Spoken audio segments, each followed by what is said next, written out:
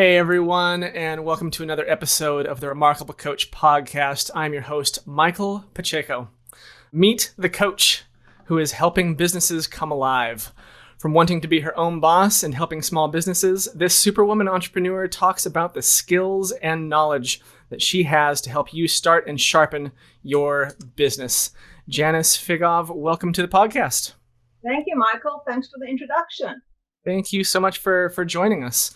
I like to start out the podcast with just kind of a broad conversation starter. Just tell us a little bit about yourself. Tell us a little bit about what you do, and maybe a little bit about why you got into coaching. And so I'll sort of give you sort of like a cold version. Go back a little bit. So as you know, I grew up in sunny Cape Town, South Africa. Really, really loved it. And the entrepreneurial bug actually bit me at a very early age because I noticed, like my dad had his own business, that it was great. You know, you could be your own boss. You don't have to answer to anybody. You make your own rules. So I decided early on that's exactly what I wanted to do. I've always been a risk taker and I like to take risks. So when the opportunity came to come to Canada, I jumped at the opportunity. I must say I knew nothing about Canada, very little about Toronto, even though I had read up. I thought I needed French, so I took some French classes. Came to Toronto, I didn't need French. So I was like, okay. That's over in Montreal, you're thinking. Yeah, I was like, French? Yeah, that's how great it was. I have to say I was not prepared. I arrived in the middle of February. When I left the airport, I was in for a rude awakening, oh Lord. I had no winter coat, no winter clothes on me. And I was like, what have I done? So I was like, was this the kind of risk I really wanted to take? And it took me a while to settle down between the snow and the cold and the ice. And then the surfing. I think the surfing's not as good in Montreal as it is in Cape Town. Yeah. So it was a total culture shock. I had never been in ice or snow, never mind trying to drive. And because I've always wanted to help people, I'll just backtrack on that. Coaching was never on my radar in South Africa. We were a little bit isolated by certain educational and industries, even though we all, went to university, but it wasn't in that arena. But as I said, I've always wanted to help people. So with my strong computer background, I have a strong background in training. I thought, how could I help people? So I decided once, I hit the ground running in Toronto, I opened up my own computer training and consulting business. The one area that I specialized in was in voice recognition. So I specialized in helping people with special needs. And I have to say that was, even today, hands down, one of the best areas of my business that I ever consulted in. It was just absolutely, so I did coaching on that and consulting, to help them get back, to the workforce, or, help them work from home. And starting out in the early years with my own company, I didn't know anybody in Toronto. I had no connections. Remember, I had no clients, no friends. But the training industry actually molded me and pushed me into the direction of mentoring and coaching, which has been probably about the last 12 years. And I think it's the best decision I ever made. Nice. That's great. So who are your clients? Tell us about your clients. So in the very beginning, I think we've all made this mistake. I try to take anybody and everybody, because I hadn't found my niche yet. And sorry? I said guilty. Oh, you put your hands up, yeah. So, when you don't have anybody, it's like, oh, yeah, sure, I'd like to coach you. And then also happened is I came from a family of accountants, so I decided to brush up on accounting. I just went to college. And I also had very strong accounting and bookkeeping. So I got into that and I started to help people more with their financials and understanding financials. But then what happened was people were contacting me who had started their business and they were failing or they didn't understand their numbers. So over the years, I moved my niche into working with people who hadn't opened a business yet and were looking to start. Because I found that anybody that contacted me had already opened up and they were in a mess. And Michael, I don't want that. I want them from before opening day. Mm-hmm. So I don't want to deal with the mess. And it's not, in all fairness to them, that I don't want to deal with the mess. I don't know how to put this, but a lot of them didn't want to have to pay to help to correct the processes and put everything in place. That was the big issue that I found. So I decided I'm going to focus on people that want to start a business, have never had a business. And a lot of my clients sometimes are a one-man show, maybe, 5 people. Yeah. So they're very, very small. So that's interesting. So you find that people who already have a business established, but the business needs help, are not willing to pay, but someone who wants to start a business who does not yet have anything running, perhaps it's just a dream or a side hustle at this point, they are willing to shell out money to help make this happen. Why do you think that is? Maybe a little, I think because a lot of them that come to me, I mean, we sit and we talk and we discuss everything and they want to start everything correctly. So it's not jumping in and saying, this is my rate, this is where we're going to go. They get, total, they get like an hour and a half free. They get a first half an hour and then they get another hour for free. So from there, we discuss everything and then they understand what it's actually going to take to get them to the place that they need to be. So in that discussion, the monies, we do discuss that. Whereas I think some people that have come to me in the past have done it all on their own, or they've discussed it with family members and they've jumped right in. And there's absolutely nothing wrong with jumping right in. I do tell people a lot of times, you can't wait until you've got the perfect business plan or you've got everything perfect. You need to start at some place. Otherwise, you're never, ever going to start. But to me, without a plan, and the other reason is I think that they've spent so much money digging themselves out of a hole that they can't actually see, putting more money down. It's not like they don't want to pay. I don't know if you have this, but they really like to negotiate their rate. So, and I have a really good answer for that for them. So I have, my answer to that is, first of all, you've got to value me and my time. And I always say to them as well, which has nothing to do with coaching, I've never known a lawyer to reduce their rates. And I've never known anybody to ask a lawyer if they would reduce their rates. Right. So I think, so you need to respect me. You need to respect my years of experience, my education, and that's why you're coming to me. That's how I look at it. I love that. At Boxer, we have a kind of a way of dealing with that as well. Is we'll do value adds, but we won't do discounts. We'll do value adds, but not discounts. Correct. I think that's an interesting. I think it seems to be a good way for us. It's worked for us at least. Yeah, I had just get off topic. I had a coaching session last week talking about that. Yes, I have a coach, and we were actually talking about that. So I have I had 2 platforms. So the third program is we've added the value added in, like you say, where there's going to be no end date to the program. So that was something actually that they brought up, and that was their suggestion to me. So it definitely makes sense. Yeah, that's brilliant, and that's the same thing that we tell our clients as well. It's just always look for value adds. So tell us a little bit about what an engagement looks like when you start working with someone, and maybe it's their side hustle, and maybe they've got an inkling of an idea of what they want to do. What does an engagement look like for you? So I really the first thing I always like to do is I like to find out from them why they want to start their own business, why they want to be an entrepreneur.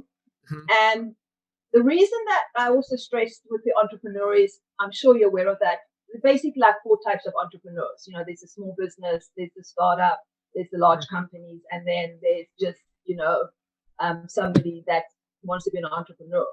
So I have to find out from the very beginning if they're going to be a small business owner or they're actually going to be a startup. Yeah. Because a lot of the startups, I try to help them, but then I actually contact people that I know that actually would do angel investing because they need investors, and then they want to sell right away. Because I have people that write apps and then they will call me.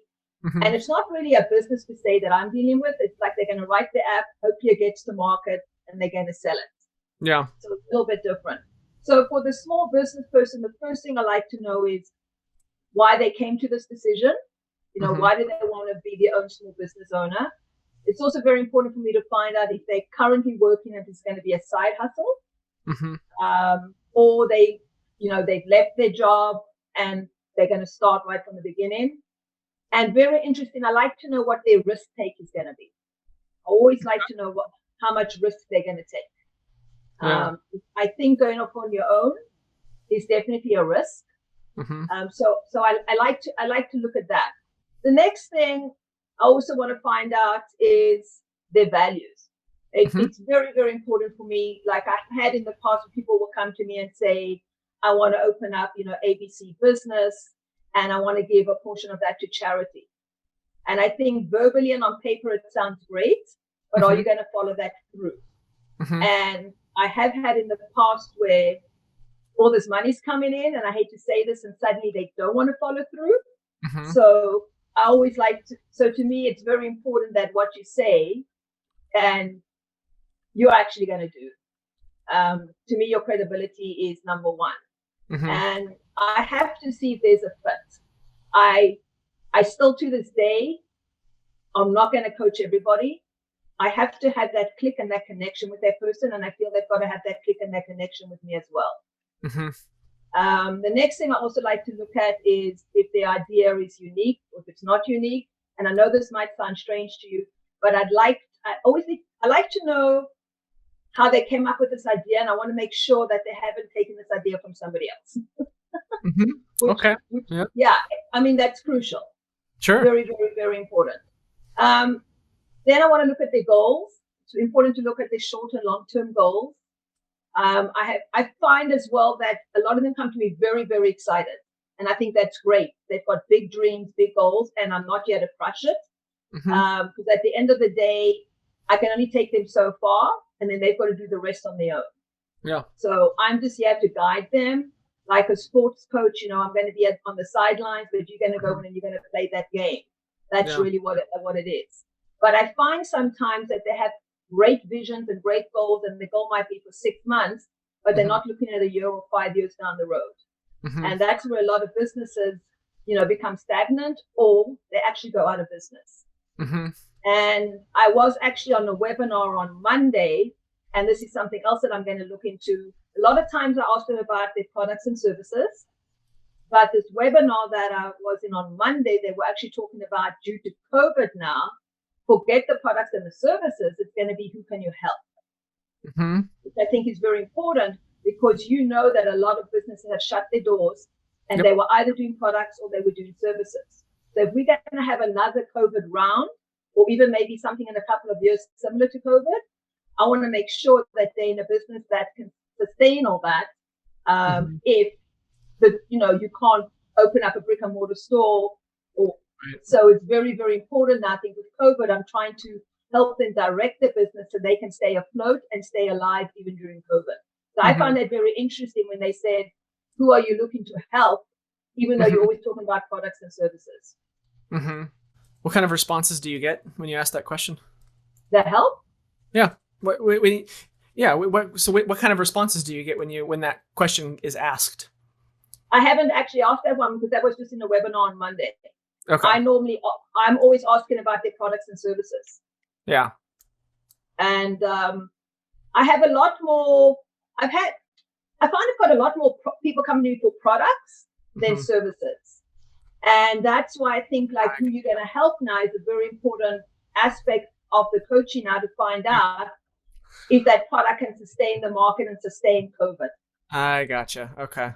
So that way, so this is basically a new little tool in your toolbox to help them with, resilience through hard look at all the restaurants. Yeah. That's sort of like a product and a service, and look what's happening to them. I mean, they die, they shut in their doors. Yeah. If they can't pivot to, online ordering and pick up and delivery, and a lot of them can't, especially here in Toronto. Yeah. I mean, they're gone. The doors are shut. Yeah, that's true. I lived in Portland, Oregon from 1999 on and off through 2017.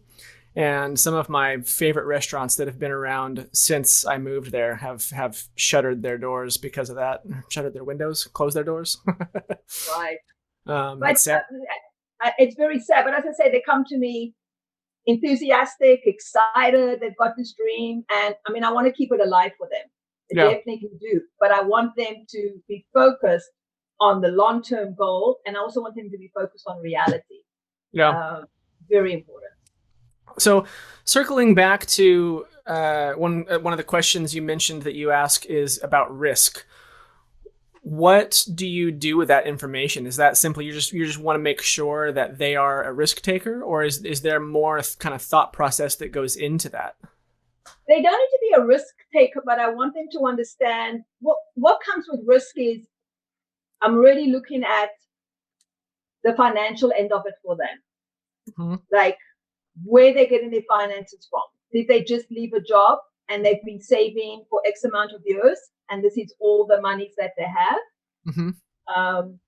Are they a couple of somebody and this is going to be the only breadwinner? Mm-hmm. You know, have they put their house up for collateral? Yeah. So that kind of risk is very, very important for me to know. And the more they put their house and everything up, the more serious that they are. But then again, as I said, I also get the small person. You know, if they've gone to the bank for a loan, to me that that's a high risk. You got to be able to pay that back. You know, and then there's interest and everything else. So that's what I look at. I also look at, as a kind of person like me, are they going to jump in with both feet? We can get started right away, and they're going to continue on that journey. Yep. Or if they're not the risk taker, when things get hard, are they just going to give up? Yeah. And you can't give up. So it sounds like you got to plow through. You've got to keep going. Yeah. So it sounds to me like you're kind of saying you're essentially, interviewing potential clients to make sure there's a good balance of risk taking, but they have their feet on the ground. They have good head on their shoulders. They're resilient. They're going to, not going to give up super easily, and just looking for the right client. Correct. Yeah. Okay, cool. Yeah, that makes sense. So you do get a lot. I mean, I have had more calls now during COVID for people who have decided maybe they don't want to go back to the job. Mm-hmm. So with the assessment, that's where the risk taking comes in for me. Are you more comfortable getting your paycheck, or can you handle maybe not taking a salary for 6 months? Yeah. That's something, I don't know, for yourself, when you started out, I know what it was like giving up a paycheck and not taking anything. Yeah. And that's a huge risk. Yeah, there are lean times, especially when you're first starting. Yeah. One of your, I'm not sure if you would call it a product or a service, but your website is themoneydreammachine.com. Correct. Maybe a service product. Tell us a little bit about that and what is that? So sort of on what we're talking about now is the reason I started this program in 2018 is, once again, people were coming to me and they hadn't set their businesses up correctly. There were no processes in place. So I decided, I looked at the marketplace, and as I've mentioned to you previously, there are a lot of programs out there to help you make 5 figures, 6 figures, 7 figures. A lot of programs out there to help you with your social media. And there are a lot of great business programs out there. And there's also a lot of free business programs. But I didn't come really across with something where there would be coaching, mentoring, one-on-one, starting you from day one. And when I say day one, I mean day one. We talk about your idea, right? Mm-hmm. Then it's the business plan. Then it's going to be the name of the company.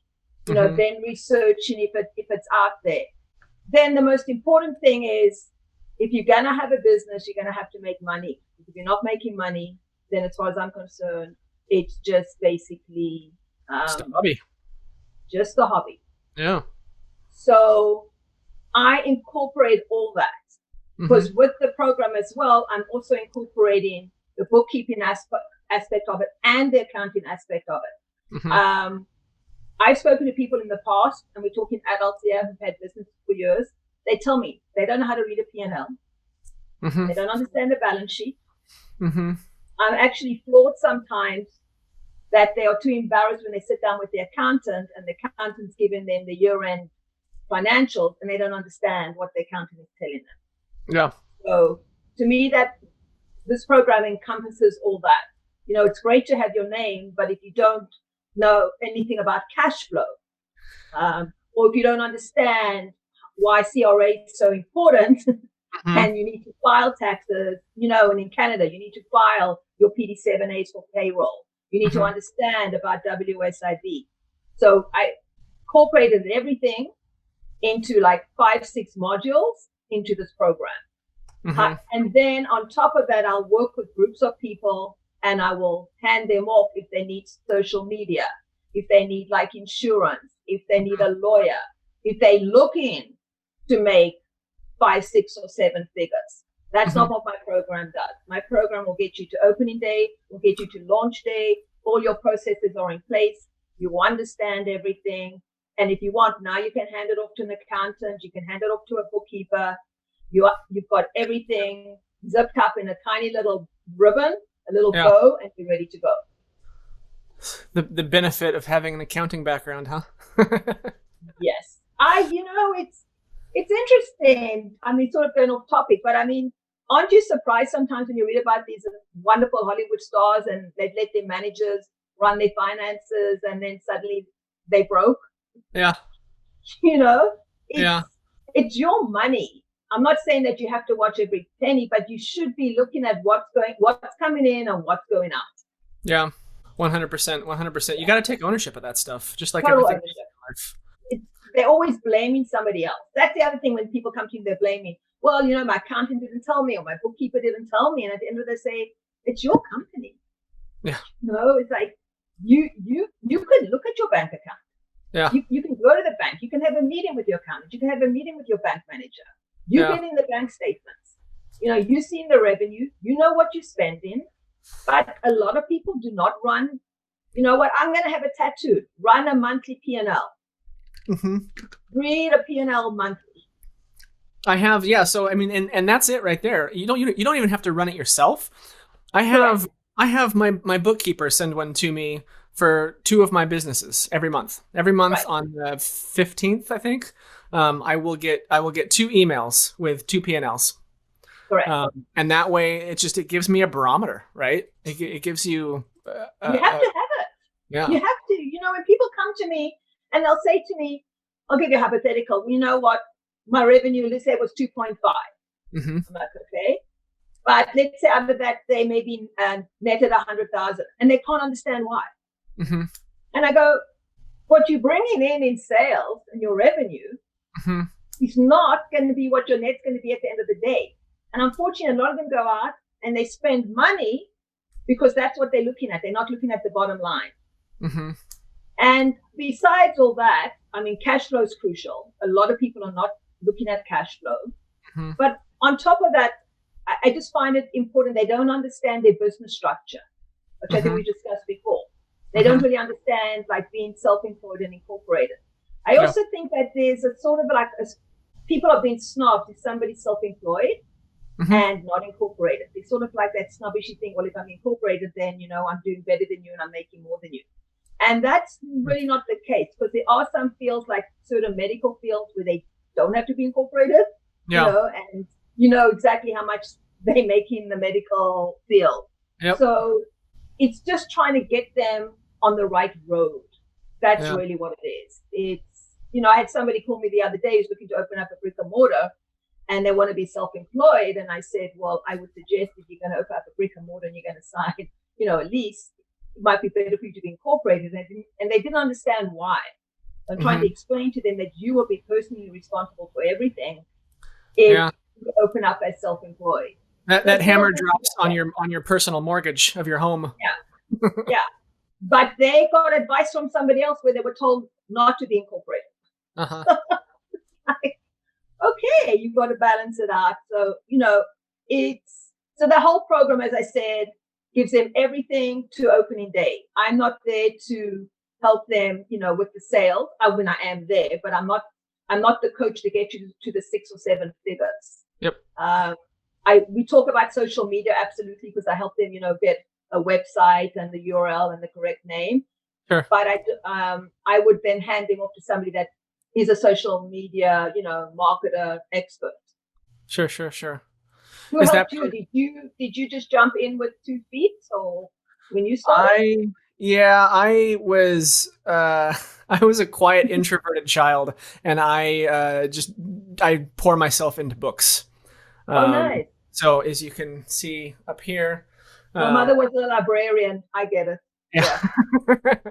And physical books. I do have a Kindle, but I very rarely use it. Oh, not me. Physical books. But yeah, I took a couple courses. I paid money to take some classes to learn about a few different things, 401ks, the stock market. I didn't know anything about that. I thought it was important that I learn about that. Okay, right. And then just basic tax stuff. And also my company is Michael Pacheco Consulting Incorporated. So I'm an S corporation. Right. But you did you did your homework. I did. You took courses, and so that's different. Yeah. I mean, 100%. Yeah. And everyone should, I think, and transparently, 10 years before I did that, I just got onto the Oregon government website and did clicked a couple buttons and made an LLC. Right. For $20-$30 or whatever, which unfortunately doesn't actually mean anything and doesn't offer you any of those legal protections if you're not having it all done correctly. Well, that's the other thing. I'm not going to mention names, but people do go on and click and then it's not done correctly and they don't finish it off, and there's a lot of surprises. So that's the other thing where I say to people, it's better to spend the money up front than to spend it later. As I said, a lot of them don't want to work with an accountant. A lot of them don't want a lawyer to incorporate them. And there are a lot of free programs out here in Canada and Toronto, which I'm not going to mention. But you don't know if you've done it correctly or not. You click here, click there. You're now done. Good luck. Yeah. So I prefer them to pay lawyers. Yeah. Cross your fingers. Cross your fingers and just pray. So is Money Dream Machine? Is it a do-it-yourself kind of program with pre-recorded videos? No. They get me holding their hand. That's the difference. Great. So pre-COVID, I would meet him, say, once a month for coffee. We'd meet up. Everything's done over the phone. If they want to meet, maybe sometimes if they want to get together once a week, I would. Mm-hmm. For now, it's been with Zoom. I'm hoping maybe in the next couple of weeks or months, because it's a 1-to-1 and everybody's getting vaccinated, that we can get back to that. Mm-hmm. I also do a lot of screen sharing. So, I've been doing log me in remote stuff for 20 years, long before Zoom. So we've been doing that. But no, it's definitely meeting up with them, emails. They can email me, WhatsApp, but daily speaking to them. Very, very important, because it depends on their timeline. Are they looking to open in 3 months? Are they looking to open in 6 months? Are they, looking to do it right away? So depending on their timeline, how often we get together and we discuss everything. But there's definitely goals. They definitely have to go back. They've got assignments to do. They need to get everything done. I'm not registering for them. I'm not doing anything like that. Mm-hmm. But I give them all the information. We log on together so they can see where to go. And I give them all the information. Mm-hmm. Have you considered doing a one-to-many course, like a pre-recorded video course kind of thing? I have in the past. And I just haven't got back to it again, but I definitely have, and I definitely need to do it. No. I know a lot of people do it, but I also did a survey once, and I asked people, would you prefer to have me, or would you like to watch a video? And they said they would prefer to speak to the person in the video. So. Well, I think everyone would prefer that, but there's also here's my thoughts. If you want the thoughts of a marketer. Yes. Please I think it's a different market. You're talking about two different people. There's people on a budget who have a dream to start a business, who maybe can't afford to hire a one-to-one coach. And I think, if I can speak plainly, I think by not doing a course, you might be leaving a lot of money on the table, because there's a market out there of entrepreneurs, potential entrepreneurs, right, who are starting businesses, who could use all that information, who would probably prefer to talk to you one-to-one, but maybe they can't afford to hire you at this time or something along those lines. And I really appreciate that, because what I was doing is I have a sign up, newsletter. Yeah. And what I was putting together a free download on everything that they needed. Mm-hmm. But maybe, like you say, I could actually put that into a video as well. Yeah. Yeah. No, I'll definitely take that on advisement and probably work on that. Something to consider. I don't know. Yeah, definitely will consider that. Yeah. Tell us about, I'm just looking over my list of questions. Tell us about some struggles that you've had in your coaching career. What are some big learning points? Because it seems like you've got this program, Money Dream Machine, and it appears to be quite well established. The website's great. You've got the whole program kind of sussed out. What were some struggles that you've met along the way to where you're at now? Well, some of them we mentioned already, especially, as I say, coming to Canada and starting from scratch, was definitely, trying to help everybody and not. And I think with a lot of coaches, we all want to be coaches. And I think a lot of us call ourselves coaches. I mean, currently I'm doing mentoring as well. And believe it or not, I'm mentoring somebody in Russia, which is amazing with the time difference. So I'm doing that. So in the beginning, I was trying to be a coach to everybody, and that definitely does not work. Also, the problem with the value, it took a while, as I said, with the value and to find my ideal client. In the beginning, yes, so we're talking years going back, I did drop my rates. I definitely stopped that, a long time ago. Wouldn't do that anymore at all. I think as well that what I would have done differently, I probably would have found a coach earlier. I probably would have hooked up with more professionals. I wasn't as big on really social media. I would go to a lot of meetups and that, but I think I should have started them sooner, because I find that everybody can help you, even though a lot of us are in the same arena. The wealth of knowledge that everybody has, it's like they call the village, it takes a village. I wish I had understood that earlier on in my career. I think I had this setback. I don't really want them to, maybe I don't know that. I don't want them to be aware of that. Let me figure it out on my own. And I think that's detrimental sometimes when you want to figure it out on your own, when you could be faster by asking for help.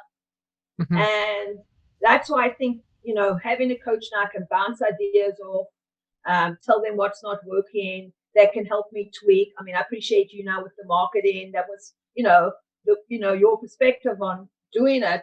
Not that I was ever not going to, but makes me think twice. And as I said, and also, meeting up with other professionals now who are not coaches, but they're professionals in other arenas that I can actually use. So I would tell anybody, just start going to these meetups, meet people, even if you're not there for sales, to sell yourself, you're there to learn from everybody else. And so there are a few people now, even on Instagram, that I follow. I just find them so motivational. They're so funny, and they get up there and they pump you. And I like to be pumped. You want to get up every day and be pumped and be excited. And so I watch a lot of these. Well, there's two people that I watch a lot on Instagram Live, and they're so pumped, and they just pump you to keep going. That's great. I've got a couple YouTube channels that I subscribe to that I'll, every morning when I wake up, I'll do my meditation and take care of it. I'll do some journaling, and then I'll watch a couple videos. Yeah. So I think I wish I had done that sooner. Yeah. I was trying to do it all myself, and I have to be honest, it's a different way of growing up in South Africa. Sure. It's very different. You sort of do it all on your own. And the mentality is different. So I think, as you mentioned before, I found Toronto a little bit, straight-laced. It took a while, to decide, am I changing my personality, or are they going to adapt to me? And once I got used to that, then I felt more comfortable going out and, knocking on these meetup doors and meeting everybody. And to me today, it's fun. It's fun learning about everybody. Yeah. it's fun to hear about their successes and their failures and how they started, and some light bulb moments like, oh yeah, that's a great idea, or I recall that. Yeah, so that's something I would tell everybody now to do earlier. And I found my niche, so I'm really, really happy. And yeah. So when you dropped your rates, I'm sorry, when you stopped dropping your rates, right. Did you lose business? Yes, I have to be honest. Yep, I appreciate that. Yeah. There's a lot and I was expecting, Michael, that. Uh-huh. And it's not like I'm not trying to help everybody, but it's something like my coach had to redirect me at, right? Like during COVID now, I have helped people out, to be honest. I mean, I have done some stuff, I'm going to say right now, like for free, because there are some people who just cannot afford it at all. And it's like when I used to help people where you get them clothes and suits to go for their first interview. I think it's great to give back. So I look at that like I'm giving back. I'm giving back. So I'm going to help one or two. But yes, I did lose clients, and I was expecting that. I'll be totally honest. I was expecting that. No regrets? No.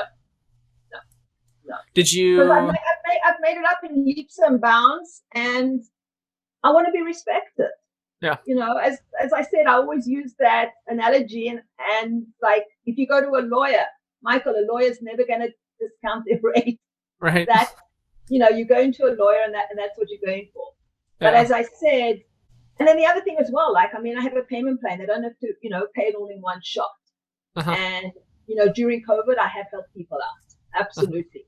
I will help people out. And also depends on the environment and, where they come from. Maybe they come from an area where they're more like below the poverty line, but I can see that inspiration in them, and I can see, their dreams and their goals, and I don't want them to be crushed. So I'm willing to help. Yeah. So those kind of things I do. That's great. Is it bad, sorry, if you've dropped your rate and then you lose clients? If you think that's bad? I don't think so at all. Yeah. I mean, if you don't drop your rates and you lose clients, the idea is that you make up for it in the higher rates. Right. Which I did. And you make up for it in freedom of your time, because you're not dealing with more inexpensive clients. I know I can speak from personal experience that the clients that pay me a lot of money pay it without hesitation. And the clients that pay me less money want to make sure that they're getting every penny of value out of that money. It's just I don't know why, it's the way that it is. and they want your time more. And they want more of my time. 100%. It's interesting. I want to like figure out and codify the exact moment when an entrepreneur can step over that line and just say, I'm worth more money. And now people, and it frees up so much mental space, actual time. You make more money, and the cheap clients are less demanding on you. Well, I've changed it now. So I have like I have a basic program, I have the advanced, and then I have an extra one on top. So there is a choice now. That's really how I've done it. Yeah. And the way that I look at it is like, I'm inviting you in, and we both want to be able to work together. But you're definitely 100% correct. Those that want to pay are not demanding. They want to pay. They want results. That's really what it is. They want the results. Yeah. So. Good stuff.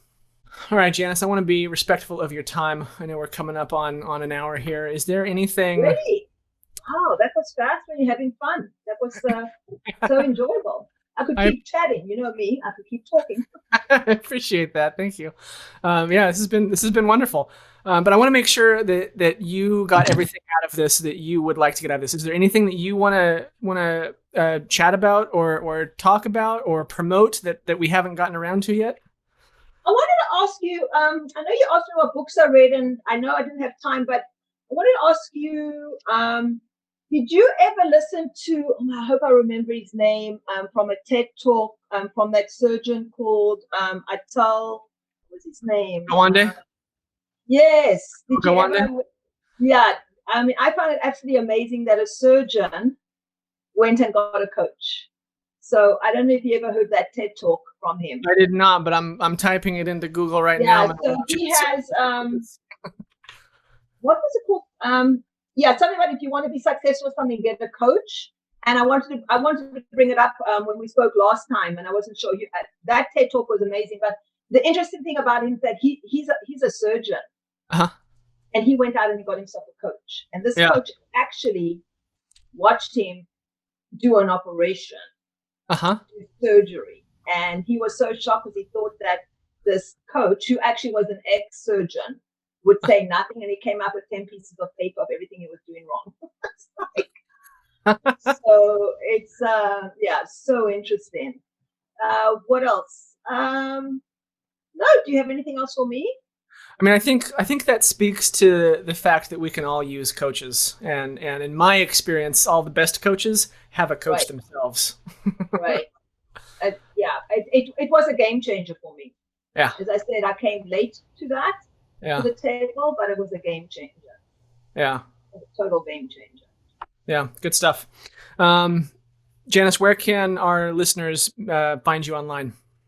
So they could find me just under my name on LinkedIn, Janice Figov. And there's also the Money Dream Machine Coach page on LinkedIn. And the website is themoneydreammachine.com.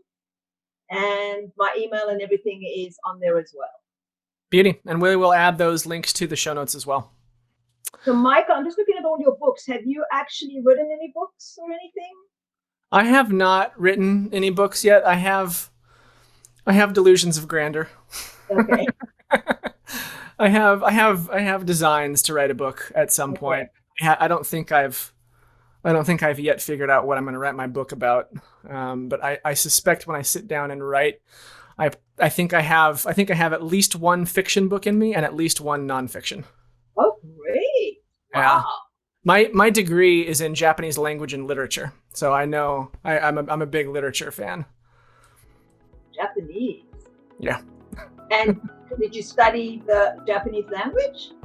Yeah. I was a professional translator for a little while. I did commercial translation, like tourist brochures, that kind of thing. Not particularly fun, but. Yeah. No, you just remind me. You just looked at me like, you know what? Michael needs to write a book. He needs to author something. I love it. So thank you so much, Michael. I thoroughly enjoyed it. Thank you. I appreciate it. Thank you so much. And thank you to all of our listeners and viewers out there. This has been the Remarkable Coach podcast with your host, Michael Pacheco and Janice Figov. Thank you so much.